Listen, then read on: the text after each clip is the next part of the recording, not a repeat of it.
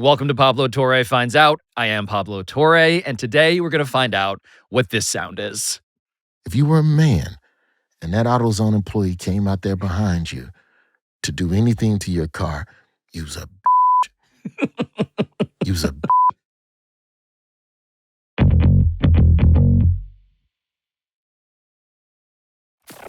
The first 9 years of my career, I drove 500,000 miles God. between two different cars, total odometers, 500,000. And now I'm like, bro, I used to be whiteout conditions in Aspen drafting 18-wheelers like NASCAR.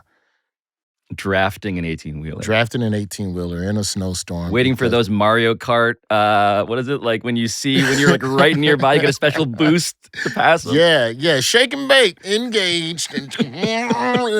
Like, because in my brain, in slushy conditions, I would rather be closer on an 18-wheeler because it's throwing the water in the air, so it's not under my tires. The wipers can handle visibility. Just don't get too close if he jackknifes that you don't have range to stuff. But like, that's the calculations I used to make. And now I'm the dude in the right lane. I'm doing 5 under the limit. I got a podcast going. I'm chilling. So the reason that Roy Wood Jr. is back in our podcast studio in New York, chilling with me, is not simply because he is the author of a stand-up special that I love called Lonely Flowers over on Hulu, and also the host of Have I Got News for You on CNN. Roy is here because, like me, he finds himself trying to safely navigate the wreckage that is 2025. A year in which every institution in our country, from our economy to our politics to our media, is not simply changing human behavior, but also just crashing into each other all of the time, which has the effect of disconnecting us and breaking us apart. But to stop going fast and furious on the freeway behind the wheel is also a massive change in personal behavior for Roy Wood Jr. Because Roy, who is an Alabama native, had a way of life as a prolific road comic that obeyed one urgent iron law. If you don't make it, you don't get paid. I've always thought of you as a guy you're a master of the road. Like there's a journalistic sensibility to you in your comedy, but it is born of you seeing the country. And now what you're saying is you don't want to see it in the way that you used to see it, at least when it comes to the driving aspect of it. I'll give you a perfect example. I'm doing a project with MLB Network that'll come out later during baseball season. And so we needed to get to Port St. Lucie to shoot some stuff with spring training and whatever. Well, the closest airport is West Palm, and that's a rental car plus 45 minutes. The easier flight is Orlando, but Orlando's a 2-hour drive to Port St. Lucie. I said, man, just fly me to West Palm so I can drive 45 minutes and I'll figure it out. The old me would have flown to Jacksonville, say what up to 2 of my homeboys who I ain't seen in a while, ran over to Tallahassee. Yo, what's up, man? All right, I gotta go. I gotta go down to Port St. Lucie. And then driven I'd have had a 6-hour day before and then shot. Now I'm just, all right, I'll land at 9, cameras roll at 2. There's 2 contingency flights after the 9 a.m. flight. I'll still make the shoot on time. All right, fine, let's do it. What accounts for that difference in desire? Is it energy? Is it actually fearing the mortality rates of being on the road this often? Why are you different? Bit of that.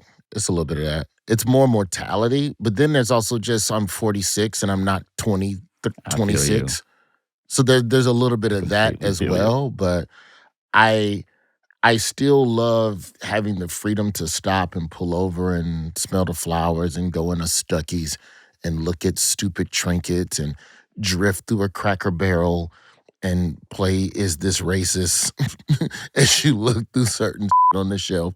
And it's racist pretty often is my working hypothesis. It feels, it's not like, they're not like selling swastikas in Cracker Barrel. Like it's stuff that you feel like a racist person would also enjoy.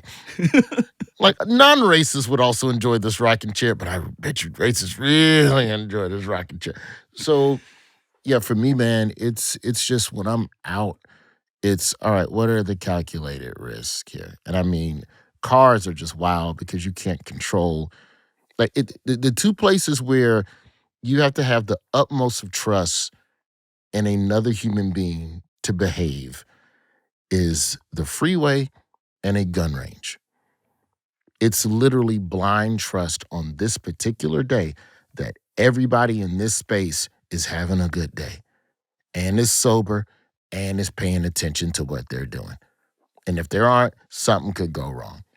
So I don't know. My spidey senses tend to be up when I'm in both places. Like I've gone in gun ranges to shoot guns and just not like the vibe. Just that dude looks like he's practicing for something that's not competition. But yeah, everybody should shoot a gun at least once.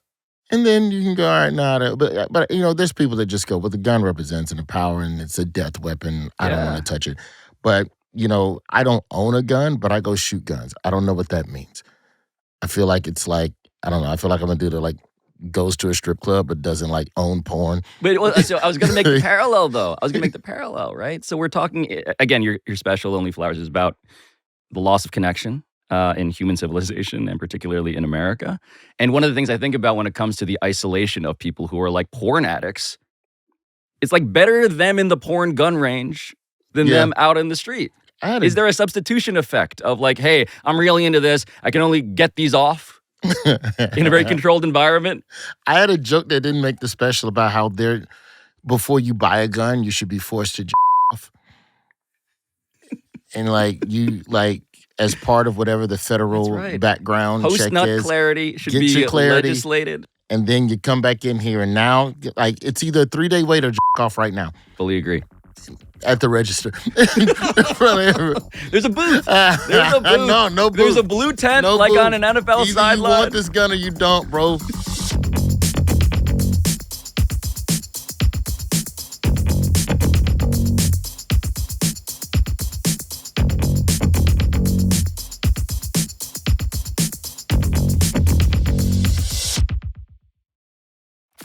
So as I'm watching your special, which is on Hulu, and you've talked about this a bunch, I want to avoid talking to you about exactly the things you've talked about, with the exception of one joke, which is a classic.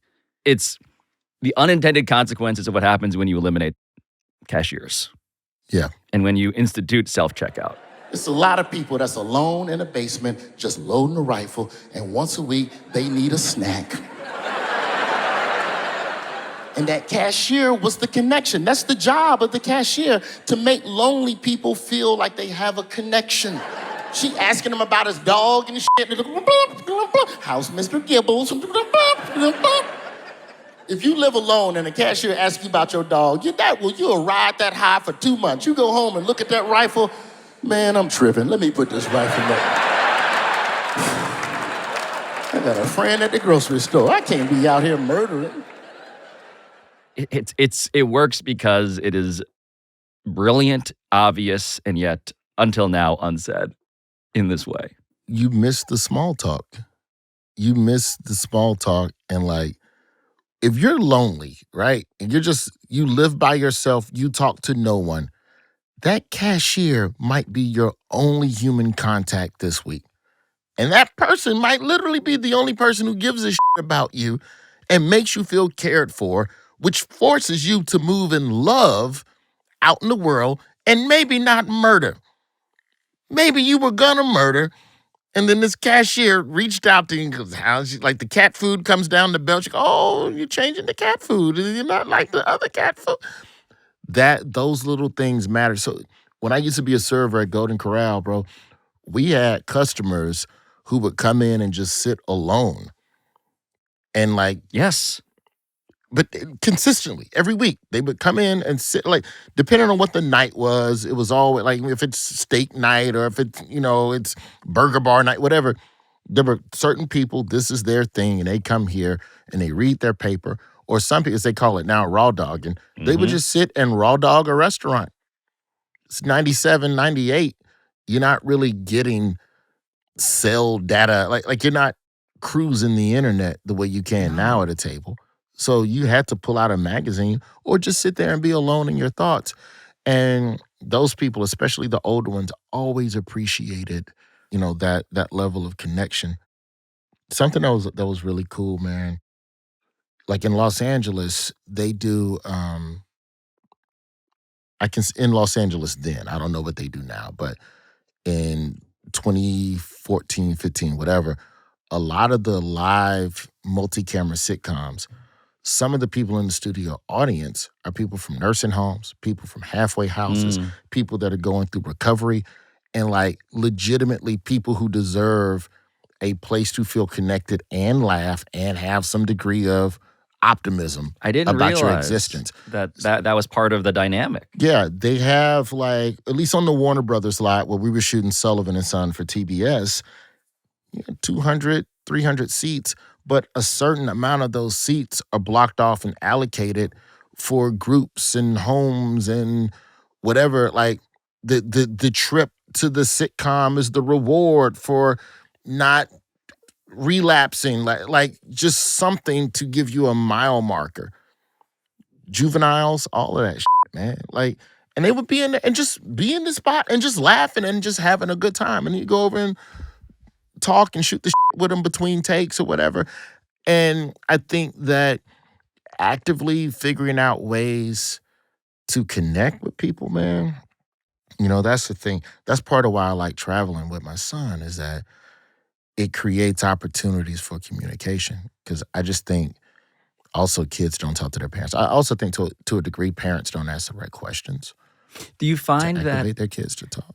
there was a fascinating study someone was telling me about, or at least it was an MIT professor who was telling me, and maybe this was anecdotal experience. But what he found was that when he was on a road trip and both people were staring out the window and not looking at each other, they just found that conversation was that much easier. There was something about sharing the experience of being next to somebody and not like holding them to any sort of visual account. And I wonder if that's something that you found with your son. Yeah, because, there's some parts of him, personality-wise, that are 1,000% me.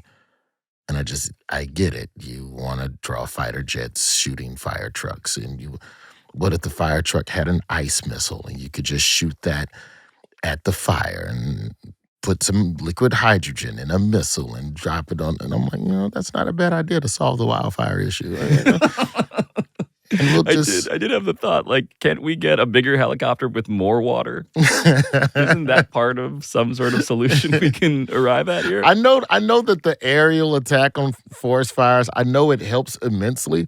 But watching at home on TV, it just always seems like they just flicked a little bit of water. Like, totally. Look at that. But then you see the footage, like, no, it was like 23,000 gallons in that one plane, and it helped a lot. Yeah, it's just like you guys got to unlock the better ice missile stuff in the video game. You're still in rookie level. Yeah, so but like the tank, the tank of liquid O2 that froze the T-1000 in Terminator. That's right. Drop one of them bitches. I wouldn't help. That feels better than water. It's where I feel the most like Trump, is where I have questions like, what if we nuked the hurricane? It could. Maybe we could. You say the hurricane's a problem. Yeah. We have an answer. Except for the fact that hurricanes have more kinetic energy than most nuclear bombs. It's just spread out all over the place and happening at the same time. It doesn't all explode at once. Mr. Wizard's watching ass. Yeah. Dad with your science facts. Mr. Wizard straight looked like he was on a watch list. But if I tell you that it smells, you don't want to put your nose right over the top, because scientists always do it like this. You smell it? Mm-hmm. What is it? I don't know, but it sure smells really strong. Yeah. It's ammonia. None but respect for you, Mr. Wizard. I don't know if you're still alive or not, but it had all the makings of he has to report whenever he moves and changes addresses. But he's doing science. The late, great Mr. Wizard. Oh, he's out of here? As of 2007, rest his soul. It just feels like one of those titles that you read in parentheses and with quote marks in like the deposition document. Yeah. Mr. Wizard. Yeah, man, but that was my shit, man. I have noticed, though, in all of this, like what you're really talking about is the value of, certainly in grocery stores, of small talk. And that's what sports was always. Yeah. That was always what sports was for me. was a way to connect with people, whether it's at a wedding reception in Arkansas or whether it's just friends at school. Like, I also speak your language fluently. To me, the easiest way to connect with any stranger is sports or collective complaining about whatever's happening in that moment. Yeah, that's why the weather is always there for you if you don't know about the Mets. Yeah, if the line's too long, what the hell is it? How long it take to make a burger? It's a burger. But in that, there's not a bond as much as it is you're both group hating. It's almost a pile-on. So it becomes like a group of customers versus the cashier. Like when people get more and more irate at the airplane gate when they won't tell you why there's a delay. And then people all start kind of barking at the gate attendant. You don't turn and swap numbers at the end of that. That's not someone you're going to see on a regular basis. No one's like, you know what? We should meet up later to do this again. Yeah, it's like, no. It's like, just good. All right, man, have a good day. Yeah, man, good. Right. Yeah, man, glad you got to. Common cause, though. A common cause, however temporary. Yeah, you know when I really feel connected is when I'm at the DMV or any type of office where there's a long wait. Like any long wait fluorescent light, Neo in the Matrix, Act 1 hellhole. And then when you finally get your number called, and then when you're on your way out, and then you speak to someone who you've been there in the trenches with waiting that whole time. Hey, man, good luck to you, man. If you get it done. It's like getting a COVID test like week 2 of the shutdown where they make you stand in New York, they make you stand on the sidewalk to go in to get your, so you'd be out there in the cold with a bunch of other just random people trying to get your COVID test so you could be allowed to go do whatever the and I remember bonding with strangers then. There was no politics then. Nobody cared that I was at the Daily Show then. Oh, absolutely. I mean, again, just not to belabor this, but like New York, early COVID, it was very clear we were all like living the sci-fi movie, and we know what time it was. Yeah. I never felt more closer to New Yorkers than pots and pans being banged out windows. Yeah. That was real. Clapping, 7 o'clock clap. On trying to break through the literal walls and windows of the city. Do you still, when you go to sporting events, I don't know how much you go alone, but do you still make small talk with people in the seats around you when you get to the event or you're on the phone? Got to. Because, by the way, it's the sign that we're getting our money's worth. Like the biggest experiment that I think people don't reflect on enough, and I say this, but we ran an experiment, a global experiment in which we did something that was previously impossible. We played sports without fans. And everyone f***ing hated it. You could watch it on TV, but every player, every coach, every virtual fan, I was a virtual fan. Really? In the NBA bubble on a screen. It sucked. And everybody could articulate. I forgot about that. We really did have in the Zoom boxes on a Jumbotron. It was wild. Yes. Looking like a Konami game from 1994. Yeah. The background character in a Street Fighter level, just like jumping up and down on a loop. They didn't give you anything else to do. We tried it, and what we all missed in ways that we could never fully appreciate or understand until we tested it was that there is something so much more profoundly important about people connecting in the same building, watching something together. Yeah, even if I hate you for rooting for that team, there's still something. Absolutely. Something in it. I went to my first NASCAR race earlier this year. Green flag is in the air. We are racing at Atlanta. And we went over 2 days. I went with my son the first day to watch Truck Series, right? And we go and we watch Roger Carruth and all the other Blaney and like all these other races. And it was good. It was perfectly fine, great sports experience. Like, knee-jerk NASCAR, you think one thing, and you get there, and then you see Big Boy from Outkast and Young Jeezy. And I'm like, okay. And it's just regular people. Yes, there's people going, show your butthole and like there's that. But by and large, no different than going to a baseball game in a regular season. And so I get out in the crowd, and the thing that I enjoy when I'm new to a sport is whatever the new tradition thing is. And I didn't know this, but on a race restart, as they're coming back around to the start line to restart the race and the pace car pulls off, everybody stands up and like cheers for the restart. I guess you're cheering for your driver. I guess your driver can see and go, oh, yeah, I'm inspired. Like you're on the dock watching the Titanic ship off. Literally. It's literally that. Like it's some sort of like, go get them, boys. Get back out there to racing. But everybody stands. Like it's just not even, it's it's understood. And so that was enough of an endpoint for me to just start talking and chopping it up with people. But NASCAR is interesting in that, in terms of the fan chit chat, you really can't do a lot of it. I can't look at you. So to your point of just having this shared experience that's eyes forward, of all of the sports that we have in America, NASCAR is 1,000%. You're in my periphery, and I'm talking, and we're having a conversation, but the whole time I'm locked in because the split second I turn to you, I'm going to miss the thing. Be it a wreck, be it a brave move, some shake and bake draft, whatever. Right. You don't want to miss it. And it's one of the most social yet antisocial sporting experiences I think I've ever had. It's funny that politicians are finally realizing that if we're all going to be fighting in a culture war, maybe you don't want to see the territory upon which the most people in America are sitting, which is sports. I wonder what you think of it, because you're somebody who is actually a baseball fan. And suddenly, again, in the DNC, there is this prioritization of seemingly the religion that was most popular for the entirety of American history, which is sports. I think that politicians, and this is not just sports, this comes down to eating the stupid rib or whatever.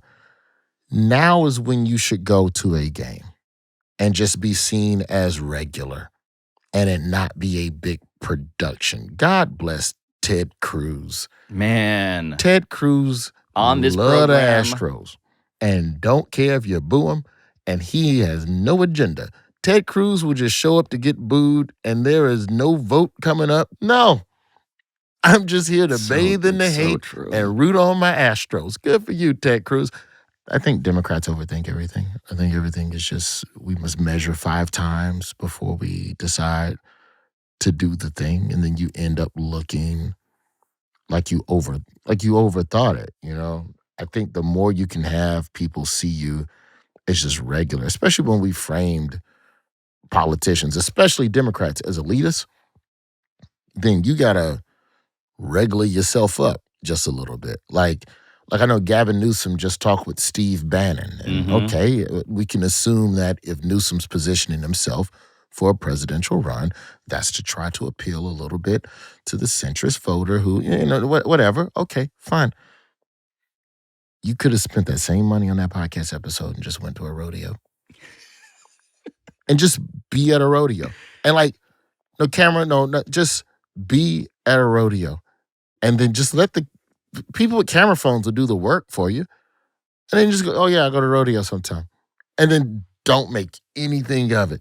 I mean, look, there are just so many easy ways to test. Every sports fan knows when someone is pretending to be a sports fan. Yes. We can all tell. Yes. Because there are little linguistic giveaways and references and names and people who can't actually hit the tennis ball back and forth of language. Yeah. I took my senior portrait in a Sammy Sosa Cubs spring training batting practice jersey.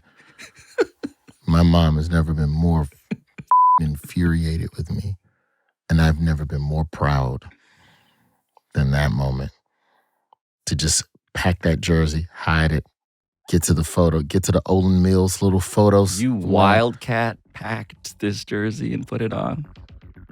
Yeah, buddy. Okay, no, you got your tuxedo over there. I'm not wearing no tuxedo. Put me in the Sosa, bitch. 2-1.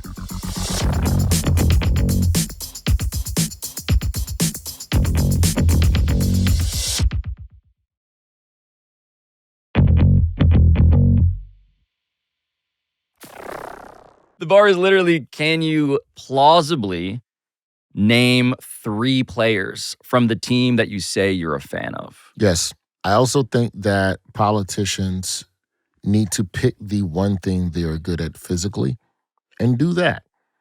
Because then we'll assume you can do all the other things. You never saw Barack Obama swing a baseball bat. That's not what I do. I hoop. So you will see me hooping. And because you see me hooping all the time, you will assume I know ball. Like all of these politicians right now and potential politicians, you just got to just be yourself and just be like, if you like grilling, just grill. Like if we'd have gotten more time with Tim Waltz. It's just one of the big disappointments, by the way. The subtext of all of this is that I thought we had the guy who could do this for the non-Trump sectors of our country, and he was Tim Waltz. He was not it. Yeah. But like on paper, if I told you the Democrats said Kamala's going to be paired with a guy that shovels snow, he likes state fair food, and he used to coach football, and he could talk X's and O's, I would have put Tim Waltz on every first place. I'd have sent him as Paul Feinbaum. Yes. Paul, going from Coach Saban to Coach DeBoer, it's like going to bed married to Beyonce and waking up with Whoopi Goldberg laying next to you, brother.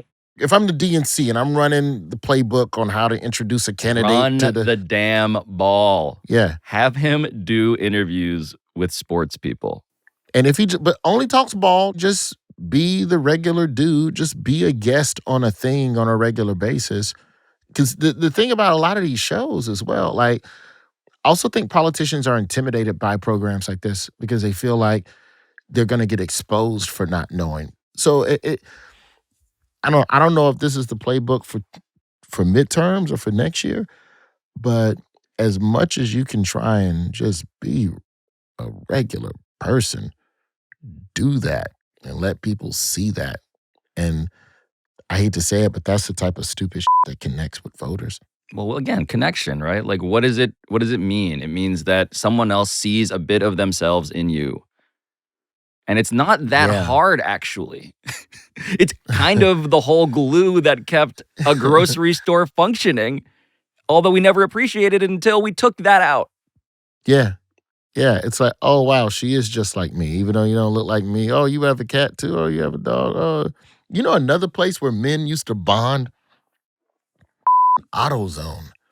I don't know what kind of car you had. I am born and raised in this city, which means that these are foreign lands to me. So please explain what I've missed at AutoZone. And I guess Advanced Auto Parts. We didn't have those growing up in Birmingham, but Birmingham was an AutoZone city. This is before O'Reilly's and all AutoZone. I know the jingles.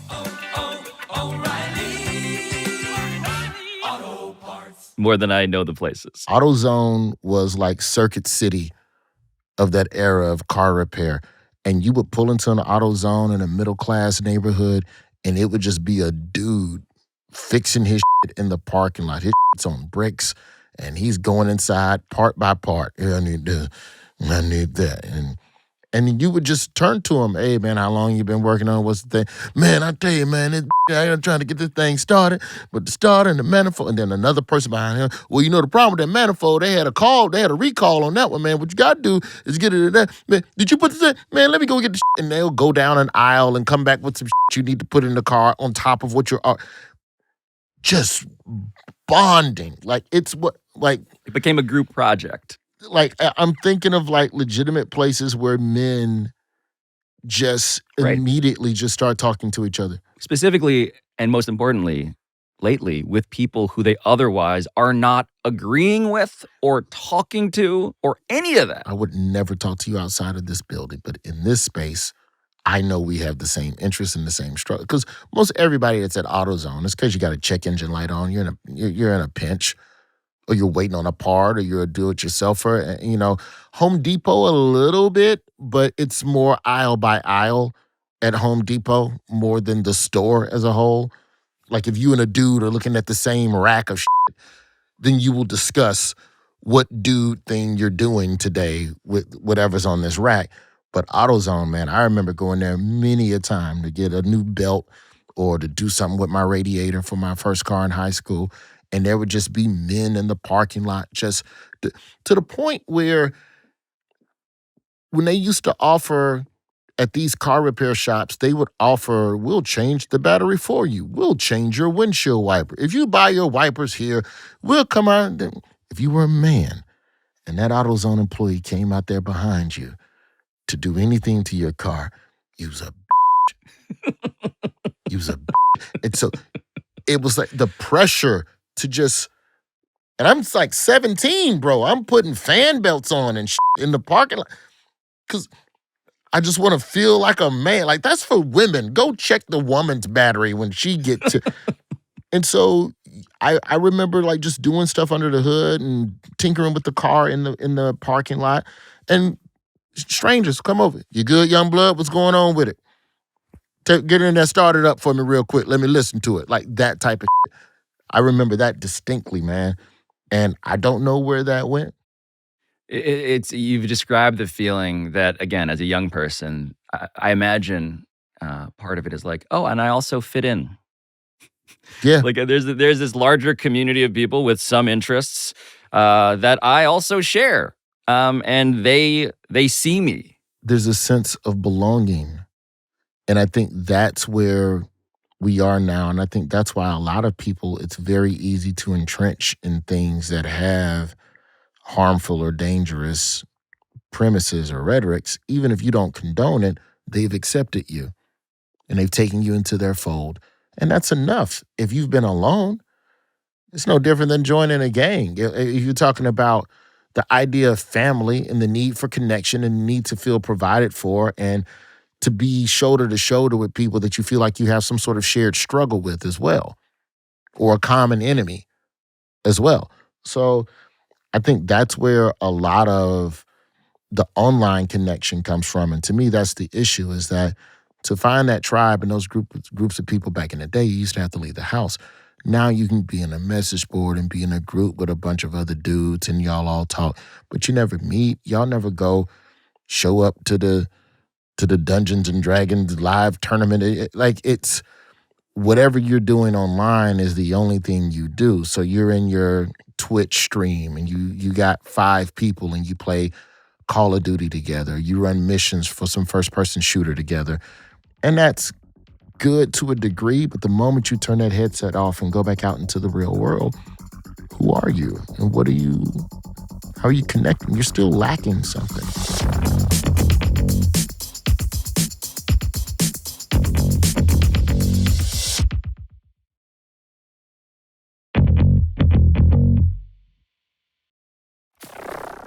Are you scared of AI at all, or is it like 3D televisions to you? Remember when that was the future? Oh, yeah. Smart is simple control. Smart is 3D videos on demand. Smart is LG Cinema 3D Smart TV. So, how smart is your 3D? Everything was going to be 3D. You're going to have a 3D experience at the house.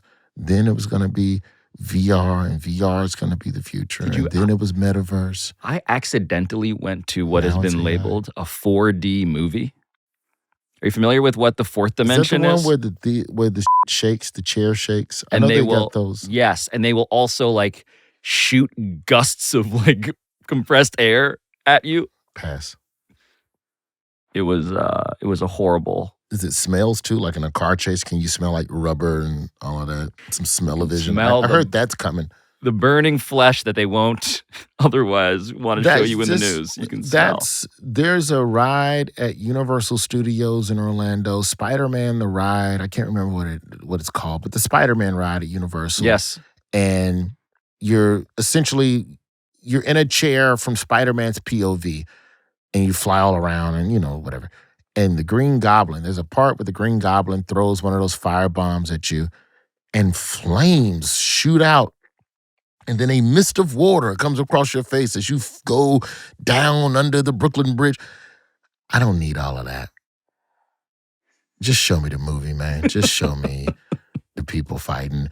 I'm cool with the seat vibrating a little bit for action films. Like, I thought that was a neat effect depending on the film. I think I saw one of the more recent Fast and Furious movies a couple years ago, and that was like I saw Fast and Furious in 4D. And my main critique was that I wasn't prepared for how herky and jerky that seat was going to be. Yeah, and then there's also a subwoofer under the seat as well, so you can feel the music and the score and all of that. But they got it. I'll give the theaters credit. They trying to do whatever they can to stay open. The first thing they need to do is cut the amount of screens.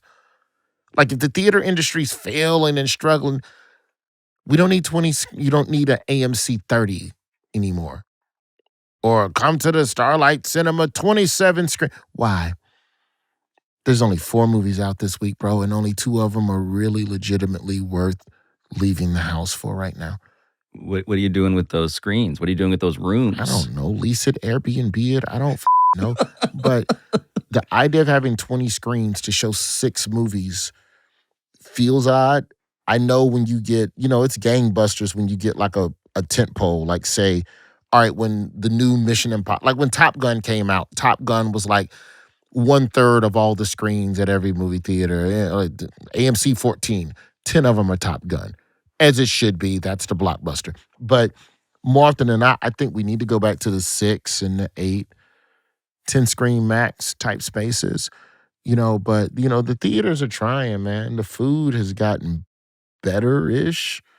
Well, there's a whole debate about whether movie theaters should be serving dinner in the way that now. What's the debate? Why not? Like, is it the clinking? Is it you talking about table service, like Draft House, Alamo Draft like House? The Alamo Draft House model. I'm not crazy about somebody just walking in and go, okay, what else do you want? Right.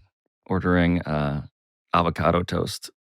Yeah, but if the avocado toast is out in the lobby, you want to go get it. Like, I'm fine with that. I think the popcorn and the burgers and dogs is played out. So, I mean, adding something to try and get people to the theater, I get it, Hot dogs and burgers being played out is the most un-American thing you've said this entire time. It's not enough to get me to go see a movie.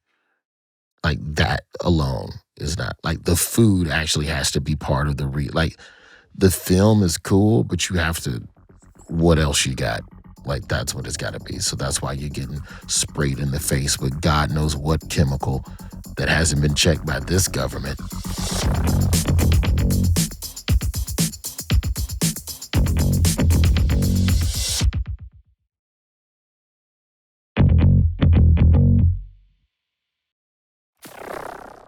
At the end here, we have found footage of Barack Obama swinging a baseball bat.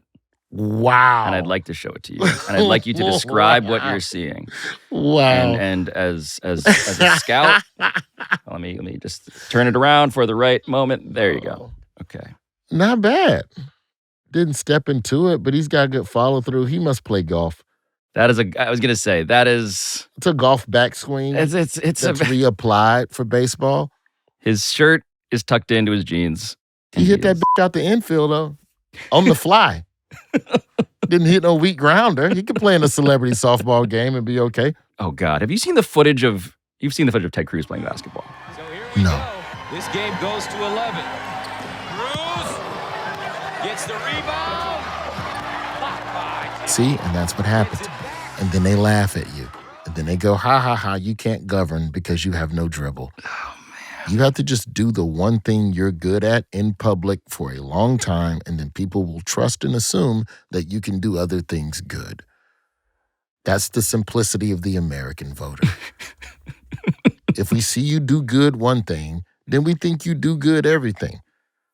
Everybody talking about Stephen A. Smith running for president, but I'm just saying the bar is low. I'm just saying that the prerequisites for the resume of president have changed. We're never going back to some Harvard law and he was a governor for a while and he was a senator. No.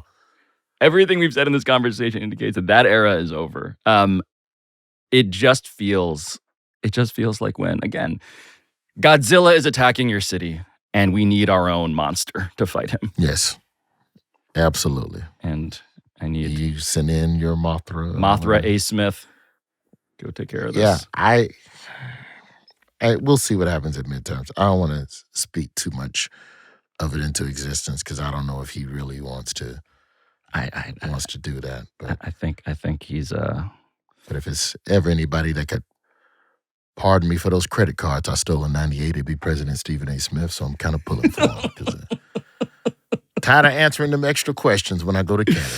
That's what they make you do in Canada when you commit a crime in America. They pull you off to the side and ask you all these extra questions to make sure you're not coming here to do the crimes. When they Google the New York Times story about you and they say, what is this, quote, youthful indiscretion? Yeah, literally. That's literally what it is. And then they go through NCIC and then they find out, oh, this feels like more than an indiscretion. I'm like, no, it wasn't.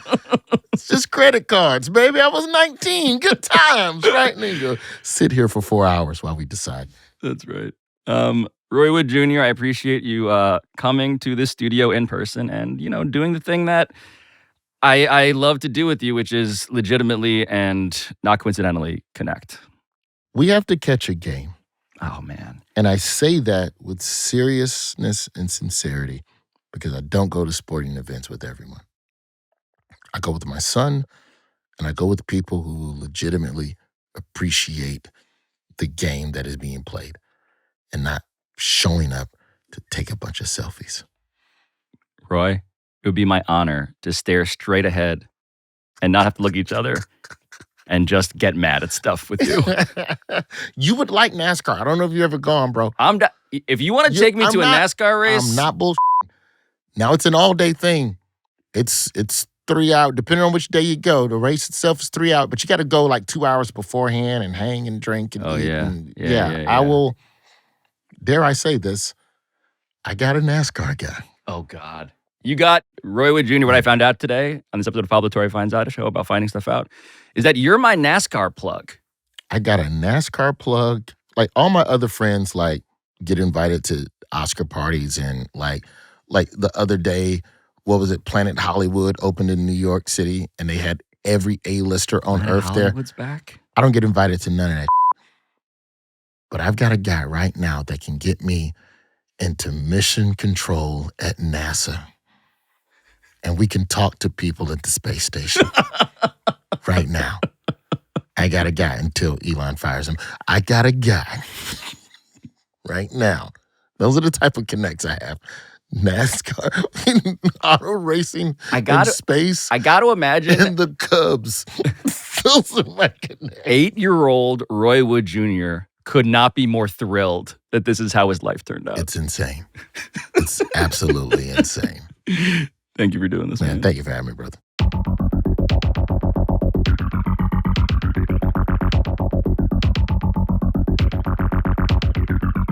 This has been Pablo Torre Finds Out, a Meadowlark Media production. And I'll talk to you next time.